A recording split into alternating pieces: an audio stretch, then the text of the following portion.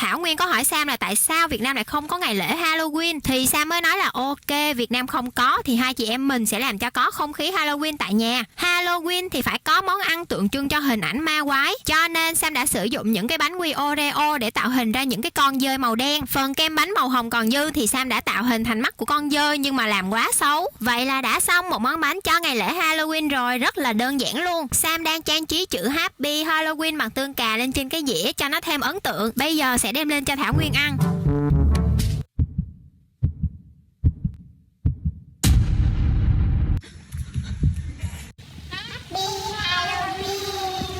Không chỉ có món ăn là theo chủ đề Halloween, Sam và Thảo Nguyên cũng đã hóa trang thành hai cô gái nhìn rất là rùng rợn. Thảo Nguyên thì đeo mặt nạ dơi, còn Sam thì đeo mặt nạ bí ngô, còn có máu me tùm lum nữa. Và cái miệng của hai đứa thì đứa nào đứa đó nhìn rất là to. Sam đã lấy son để vẽ cho cái miệng nó rộng ra, nhưng mà cái miệng của Thảo Nguyên thì nhìn ghê hơn, đúng không mọi người? Chỉ tốn một chút thời gian thôi nhưng mà Sam và Thảo Nguyên đã có một ngày lễ Halloween rất là vui. Bye bye mọi người nha.